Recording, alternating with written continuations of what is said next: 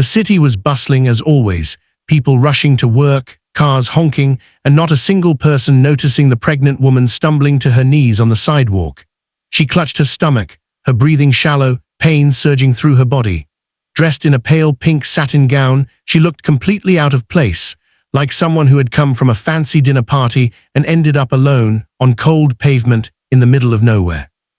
Her name was Emily Carter, the wife of one of the wealthiest men in the country, tech billionaire Daniel Carter. She had slipped away from her security detail that morning for some fresh air, hopping to walk through the neighborhood unnoticed, thinking she had time before her due date. She was wrong. The pain struck so suddenly she didn't even have time to scream. All she could do was collapse on the ground, praying anyone would help her, but people walked past like she was invisible. One woman looked at her, then turned away. A man checked his watch and crossed the street, and the world just kept moving. But one girl didn't.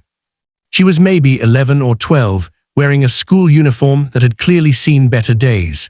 Her backpack looked almost as big as she was. Her name was Maya Thompson, and she had been walking home alone from school because her mom had to work the evening shift at a diner.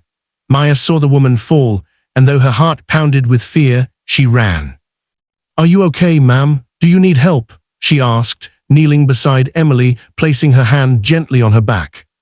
Emily was sweating, barely able to speak.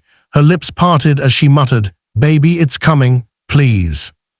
Maya didn't know what to do, but she knew she couldn't leave her. She pulled out her tiny flip phone, an old one her mom had bought second-hand, and dialed 911. Her voice trembled as she told the dispatcher, "There's a pregnant lady on the ground. She's really hurting. Please send help." She stayed with Emily, gently stroking her back, whispering, "It's gonna be okay. Just breathe with me, all right? Help's coming. Don't worry, I won't leave you." Her small hands kept trying to soothe a stranger she'd never met. And then running through the crowd came Daniel Carter. His face was twisted in panic, his coat half-buttoned, his phone still in his hand. One of his security guards had finally tracked Emily's GPS. When he saw her on the pavement, tears sprang to his eyes. But what shook him most wasn't just seeing his wife in pain. It was seeing this young black girl, dressed in a school uniform, holding his wife, comforting her, shielding her from the world like a guardian angel. He dropped to his knees, took Emily's hand in his, and looked at Maya. "Were you with her the whole time?" Maya nodded, her voice soft. "I didn't want her to be alone." Daniel couldn't speak. His throat closed up. Ambulance sirens echoed in the distance. The medics arrived seconds later and took Emily on a stretcher. Maya backed away silently, watching the flashing lights disappear down the road. She picked up her torn backpack, ready to go back to her life like nothing had happened. But Daniel didn't let her disappear. He found her the next day. He used every resource, every contact, every connection until his team finally tracked down the little girl from the sidewalk. They found her in a rundown apartment complex on the south side of the city. Her mother, Denise, answered the door, wearing a faded diner uniform, her face drawn from exhaustion. Daniel stepped inside, gently holding a large envelope. "Your daughter saved my wife and my child. I can never repay that, but I want to try." Inside the envelope was a full scholarship for Maya to the best private school in the state, followed by a guaranteed college education. There was also a contract for Denise to manage a new restaurant chain he was launching, with full benefits and a salary that could lift her family out of poverty.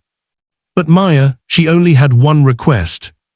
As Daniel stood in their small living room, his eyes still wet from the emotional roller coaster of the last 48 hours, Maya looked up at him and said, "Can you promise me something?" "Anything," he replied. "Don't forget how scared she was out there. Maybe you can use your money to build something like a shelter or a clinic, so other moms won't have to be alone like that." That was it. No fame, no money, no cameras, just one soft-spoken request from a girl who saw a woman in pain and chose kindness over convenience. And Daniel kept his promise. He built the Grace Center for Mothers, a network of shelters, free clinics, and emergency maternity care hubs across the country, named after the daughter Emily gave birth to that night. On the day of the opening, Maya stood beside Daniel and Emily, now more like family than strangers.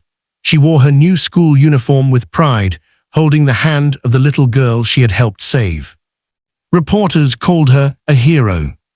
But Maya didn't care about headlines. She just smiled and whispered to baby Grace, "See, you were never alone." Because sometimes the world changes not through power or wealth, but because a little girl in a school uniform saw someone hurting and chose to stop.